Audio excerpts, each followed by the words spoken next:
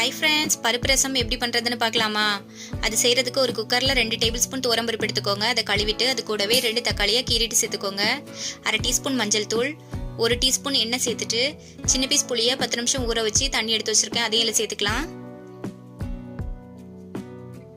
கூடவே 2 கப் தண்ணி சேர்த்து குக்கரை மூடி போட்டு 4 விசில் வேக விட்டு எடுத்துக்கோங்க. விசிலெல்லாம் அடங்கினதுக்கு அப்புறமா பருப்பு நல்லா வெந்து வந்திருக்கு. இப்போ இதை ஒரு கரண்டி வச்சு நல்லா மசிச்சு எடுத்து வச்சுக்கோங்க. இப்போ ஒரு இடிகல்ல 1 டீஸ்பூன் சீரகம், 1 டீஸ்பூன் மிளகு சேர்த்து நல்லா இடிச்சிட்டு இது கூடவே 10 பல் பூண்டு சேர்த்து இடிச்சுக்கோங்க. பூண்டு இடிப்பட்டதும் கொஞ்சமா மல்லி இலை சேர்த்து இடிச்சுக்கோங்க. இப்போ இது ஒரு ஓரமா இருக்கட்டும். இப்போ ஒரு கடாயில 1 டேபிள் ஸ்பூன் ஆயில் சேர்த்துட்டு கடுகு, உளுத்தம் பருப்பு, கருவேப்பிலை, காஞ்ச வத்தல் சேர்த்து பொரிய விட்டுக்கோங்க. இது கூடவே நம்ம இடிச்சு வச்சிருக்க சீரகம், மிளகாய் சேர்த்துக்கோங்க.